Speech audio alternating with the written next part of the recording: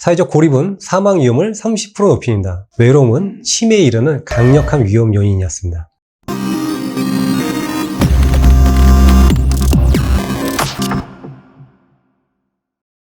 뇌가 젊어지는 세 번째 비법은 칼로리 섭취 제한입니다.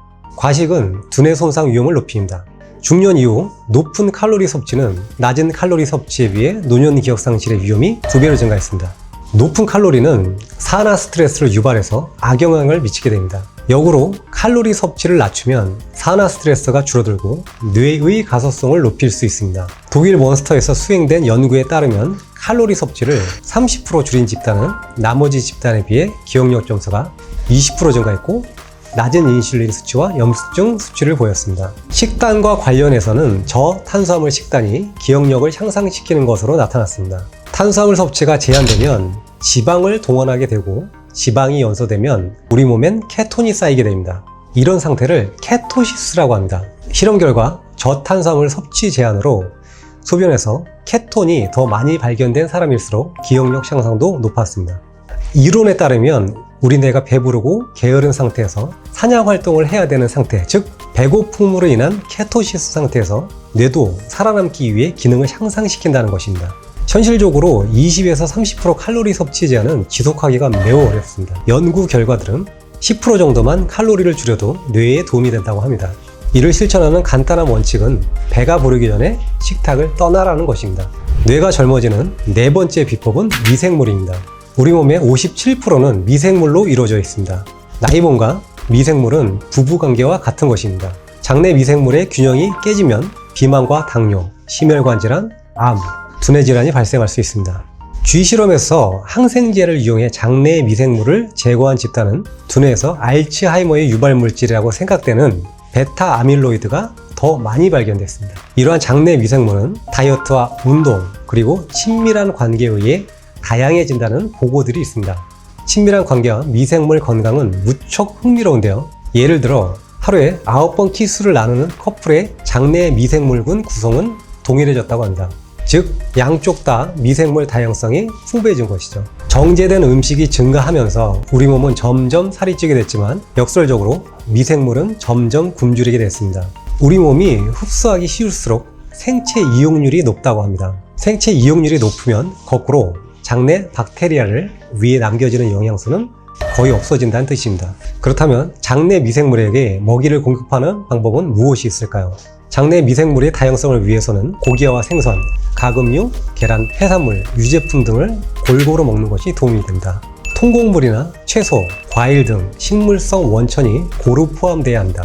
구석기 시대에 우리 선조는 매일 100g의 섬유질을 섭취했지만 현대의 서구 식단에는 15g 밖에 섬유질이 없다고 합니다. 미생물의 먹이인 섬유질이 부족한 것이죠. 사과 하나에는 1억 마리의 박테리아가 존재합니다. 그런데 박테리아의 90%는 사과의 중심부에 있고 과육에는 나머지 10%가 있습니다. 사과는 값싸고 훌륭한 천연 프로바이오틱 보충제이지만 전체를 먹어야 의미가 있습니다. 장에 사는 박테리아 중 아코만시아 무시니필라는 비만과 밀접히 관련이 있습니다.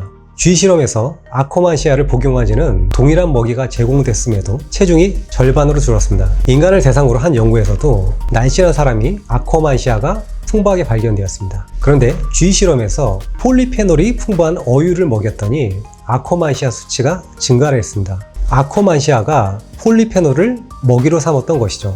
폴리페놀이 풍부한 음식에는 차와 커피, 흑자두, 다크초콜릿, 블루베리, 코코아, 아티초크 등이 있습니다. 뇌가 젊어지는 다섯 번째 비법은 활발한 인간관계입니다. 사회적 고립은 사망 위험을 30% 높입니다. 쥐를 완전히 고립시켰더니 뉴런의 전반적인 크기는 한 달 만에 20%나 줄었습니다. 뇌 성장에 필요한 단백질인 BDNF는 급격하게 떨어졌고 스트레스 호르몬은 증가했습니다. 과학자들은 외로움을 느끼는 정도에 따라서 인간 두뇌의 차이를 비교해 보았습니다.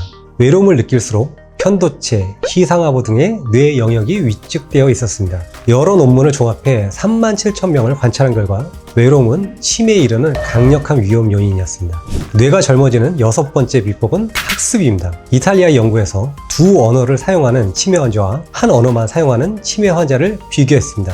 그런데 두 언어를 구사하는 집단이 평균 5살이나 더 많았음에도 치매 단계에는 한 언어만 구사하는 집단과 동일했습니다. 언어 습득이 치매 진앙을 그만큼 늦춘 것입니다. 유명한 종단 연구에서 피실험자들의 지능을 11살 때 측정하고 계속 추적해 보았습니다. 그중 일부는 2가지 언어를 학습했는데 그들은 기대치보다 더 높은 인지 능력을 보였습니다. 심지어 65세 이후에 새로운 언어를 배운 사람도 인지 능력이 더 높았습니다. 나이에 상관없이 새로운 언어를 배웠을 때 뇌가 더 젊어진 것이죠. 또 다른 학습은 춤입니다. 연구에 따르면 6개월 동안 춤을 배운 집단은 걷기나 영양 섭취 등의 집단과 다르게 뇌의 백질이 유일하게 증가했습니다. 뉴욕 앨버트 아인슈타인 의과 대학의 연구에 따르면 춤은 다른 활동에 비해 치매 위험을 낮추는데 2배나 더 효과적이었습니다.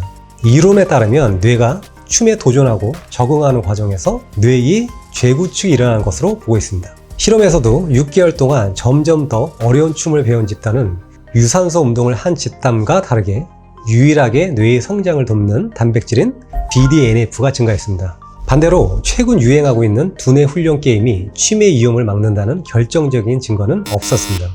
뇌가 젊어지는 7번째 비법은 수면입니다.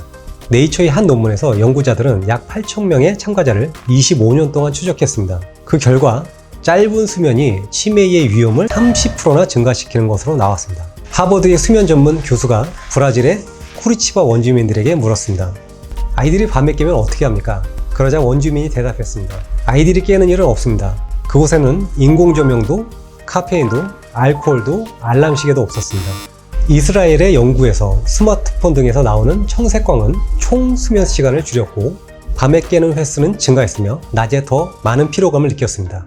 카페인의 반감기는 5시간입니다. 오후 2시 이후의 커피는 수면의 질에 영향을 줍니다. 알코올은 잠드는 순간에는 도움이 되지만 수면의 깊이를 떨어뜨립니다.